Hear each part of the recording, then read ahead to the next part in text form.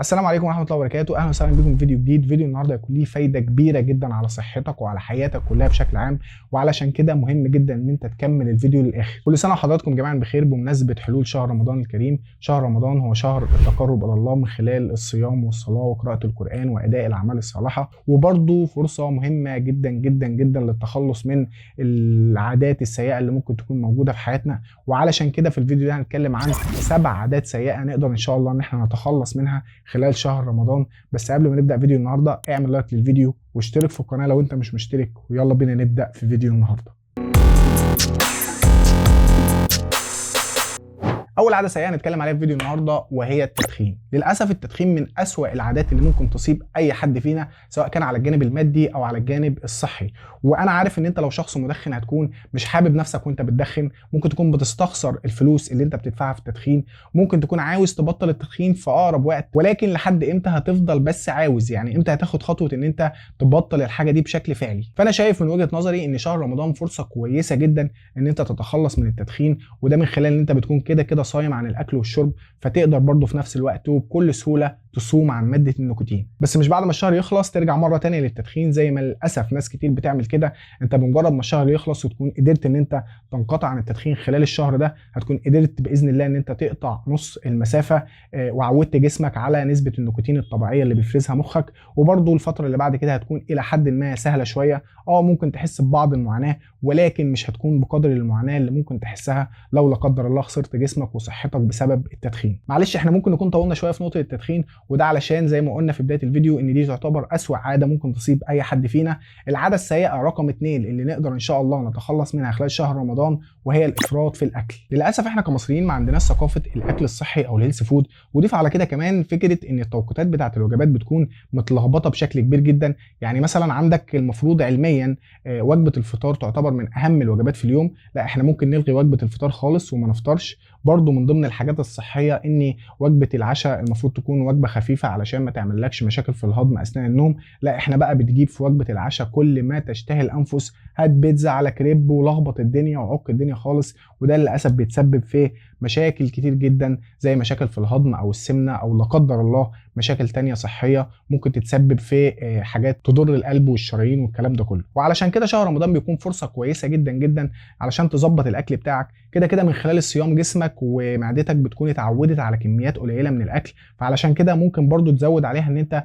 تغير بعض العادات السيئه في الاكل بتاعك. زي مثلا ان انت ممكن تستبدل الحلويات بالفاكهه، ممكن برضو تستبدل البيبس او الكولا بان انت تشرب ميه او عصير، علشان في الاخر تقدر ان انت تحافظ على صحتك بشكل احسن. العاده السيئه رقم 3 واللي ربنا يكرمني ويكرمكم بالتخلص منها وهي التاخر او الانقطاع عن صلاه الفجر. صلاه الفجر للناس اللي هي قادره ان هي تحافظ عليها اكيد عارفه ان هي بيكون ليها دور كبير جدا في اليوم بتاعها، بتخلي كده اليوم بتاعك فيه بركه، وبرضه بتنظم وترتب حياتك كلها بشكل عام. فصلاه الفجر من اهم العادات اللي المفروض نحافظ عليها، ومش بس خلال شهر رمضان، لا ده ما بعد شهر رمضان، علشان دي حاجه بتكون ليها تاثير على يومنا وحياتنا بشكل عام. فربنا يرزقني ويرزقكم الانتظام في صلاه الفجر. العاده السيئه رقم 4 واللي ان شاء الله نقدر نتخلص عليها خلال شهر رمضان وهي السهر. يمكن انا شخصيا من الناس اللي بتتاثر بشكل كبير جدا بسبب السهر خلال شهر رمضان، وعلشان تقدر تظبط العاده دي لازم على الاقل تحاول ان انت تصحى بدري، ومش بدري اللي هو الساعه 8 او الساعه 9، ولكن على الاقل ما تفضلش نايم لحد مثلا الساعه 12 او الساعه 1. ومش بعد ما تبدا يومك بدري ترجع البيت تنام قبل الفطار،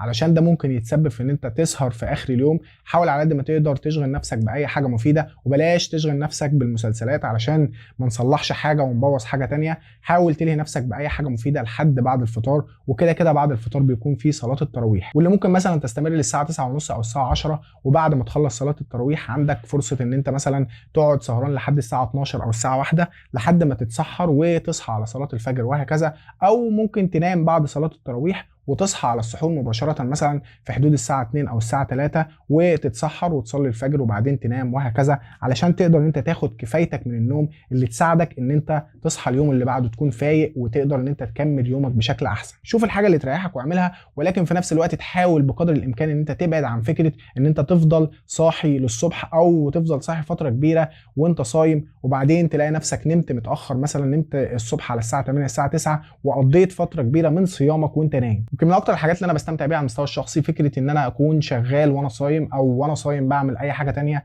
المهم يعني انا ما اكونش نايم فتره كبيره اثناء الصيام بتاعي. العاده السيئه رقم 5 واللي تقدر تتخلص منها اثناء شهر رمضان، وهي فكره الانقطاع عن ممارسه النشاط الرياضي. يمكن دي مشكله بيقع فيها الرياضيين قبل الناس اللي مش متعوده على ممارسه النشاط الرياضي. فكره ان انت تكون متعود على ممارسه النشاط الرياضي بشكل منتظم في حياتك، ولكن تيجي اثناء شهر رمضان تنقطع عن ممارسه الرياضه بسبب ان انت مثلا تعبان او مرهق، او بسبب الروتين الغلط اللي انت متعود عليه في يومك. فحاول تخليها عاده ايجابيه في يومك خلال شهر رمضان، حتى لو في شكلها البسيط.